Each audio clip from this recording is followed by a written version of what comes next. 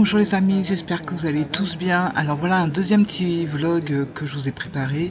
Alors vous inquiétez pas, on va s'améliorer, ça sera une voix directement posée sur les images en direct. Mais là c'est vrai qu'on est encore un peu claqué du décalage horaire, il faut compter une bonne semaine pour récupérer. Et ça va de mieux en mieux et après vous allez voir, on va mieux se poser et tout ça. Je vous prépare plein de choses sympas. Là ce sont juste les premiers jours, je vais envie de vous partager, vous faire quand même des vidéos. Donc voilà, en attendant mieux.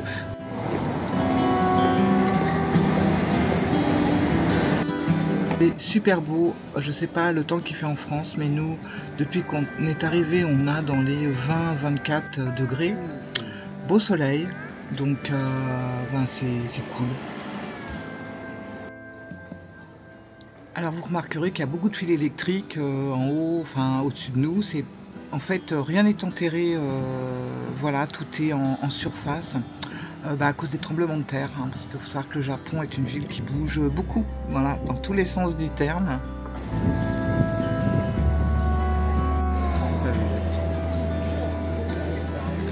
Et puis on a décidé d'aller se promener dans le quartier chinois, qui est un des plus grands quartiers chinois du Japon. Super coloré, alors la nuit c'est encore plus beau, tout est illuminé, enfin c'est vraiment magnifique. Et ce que vous voyez là au fond, c'est les voyantes, voilà. C'est vraiment le côté ésotérique, car il y a beaucoup, là vous en avez encore, beaucoup de magasins comme ça de voyance. Mais c'est surtout basé sur les lignes de la main en fait, et vous avez voilà les voyantes qui se présentent, on a leur visage, on choisit les prix, etc. Mais ça c'est dans le quartier chinois. Moi je vous emmènerai plus précisément voir des japonaises, voilà, pour ça.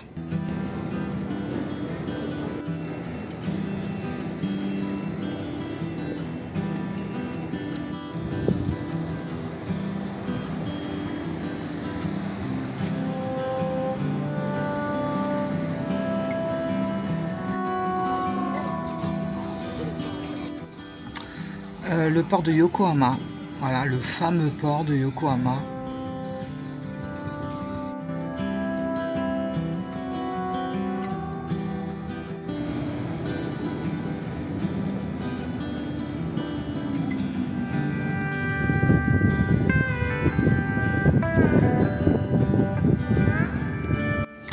Alors la nuit tombe super vite au Japon. Là par exemple il doit être dans les 16h30, 17h. Et la nuit commence à tomber. Alors c'est un tout petit peu plus tard en période estivale, mais en général il fait nuit assez tôt et jour très tôt également. Voilà.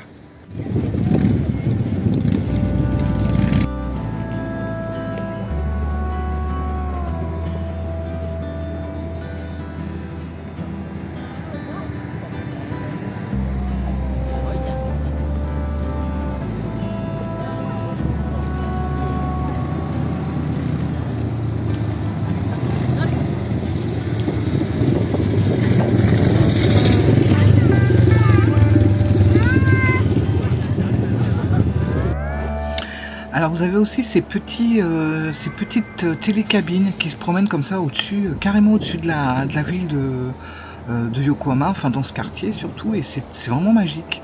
Vous voyez ces petites choses là qui volent, puis ça va loin, ça passe entre les immeubles, etc. Vous voyez, ils ont chaque petit des petites lumières différentes. Ça fait très cinquième élément, ces petites choses qui volent dans les airs comme ça pour se déplacer. Enfin c'est tout récent, hein. C'était en avril peut-être de cette année, je sais plus exactement, mais c'est très récent. Nous la dernière fois il n'y avait pas ça, et je vous emmènerai, on ira tester ensemble ce genre de truc, bien que j'ai le vertige, je le ferai pour vous, voilà. Donc c'est vraiment marrant à voir la nuit en tout cas. De toute façon Yokohama c'est le Japon, hein. C'est quand même un pays qui vit beaucoup la nuit, puisqu'il fait nuit tôt comme je vous disais avant, donc ça vit jusqu'à tard le soir quoi. Hello les amis, j'espère que vous allez bien. Alors je suis contente de vous retrouver vite fait, j'en ai profité, voilà, j'ai allumé mon téléphone, alors à bout de bras encore, et j'avais envie de vous présenter mon petit repas de ce soir, donc vraiment un repas rapido, on a été on a été chercher 2-3 bricoles au 7-Eleven, donc c'est des petites boutiques qu'on retrouve un peu partout en Asie, donc également au Japon, et c'est vraiment très pratique parce que c'est ouvert 7 jours sur 7, 24 heures sur 24 pendant 365 jours, donc ça ferme jamais. Voilà, donc c'est vraiment pratique parce que à toute heure vous pouvez vous chercher un truc.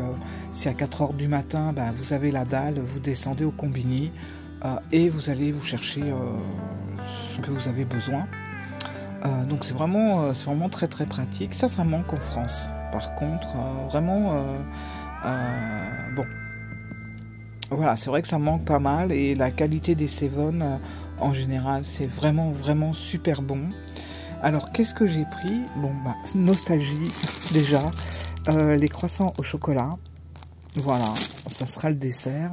J'ai pris également des onigiri au saumon. Alors moi je suis assez difficile en nourriture, je dois bien l'avouer, et je n'aime que les onigiri au saumon, donc j'en ai pris 2. Donc c'est super bon, c'est le sandwich japonais. Voilà, ici vous n'allez pas trouver du jambon beurre ou un sandwich au saucisson, non pas du tout, mais vous allez trouver des onigiri. Alors vous en avez au thon mayonnaise, vous en avez au saumon, vous en avez enfin de toutes sortes.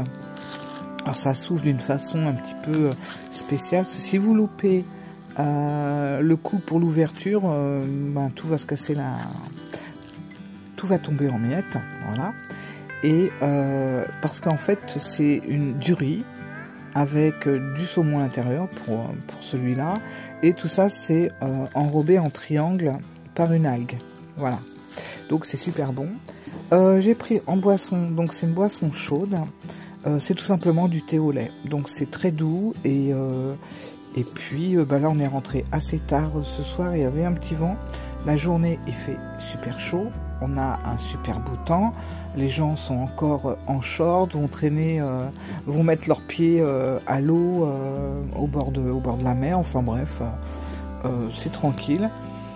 Mais le soir par contre il fait vraiment, il y a du vent, il fait frais.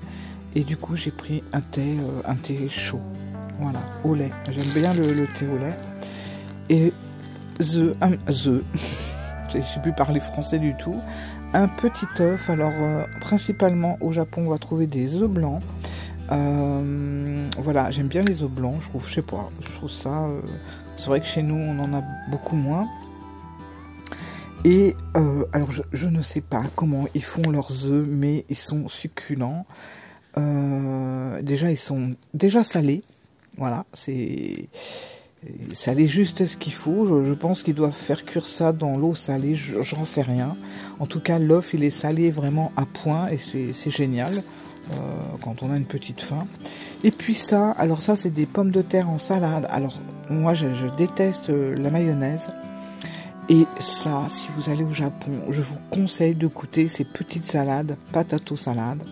C'est génial, c'est super bon, les petits morceaux de carottes, et l'assaisonnement est succulent. Voilà, donc moi je prends ça toujours.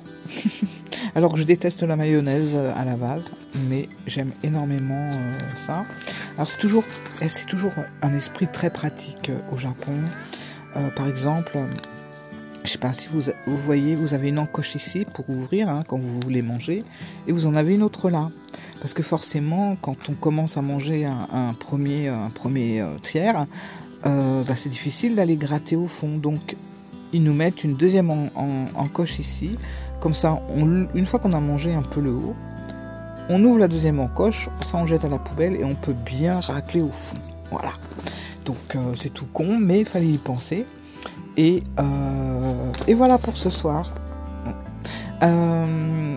Je vous ferai des petites vidéos comme ça, rapides, pour un petit peu vous montrer les repas qu'on fait. Je vous emmènerai aussi au sushi, pour les sushis roulants, etc.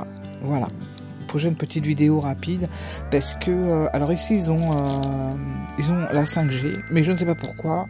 En tout cas ici où je suis à Yokohama, c'est un peu long à télécharger. Donc les grandes vidéos... c'est pas évident, ça met longtemps. Bon, mais c'est pas grave, ça va pas du tout vous intéresser. Bon, je me dis, il y a des fans du Japon, ça peut toujours, voilà, et c'est pour ça que je vous la fais courte, 5 minutes 34. Bon, je mettrai peut-être d'autres choses à côté avec cette vidéo. En tout cas, voilà ce qu'on mange ce soir. Gros bisous les amis, à bientôt.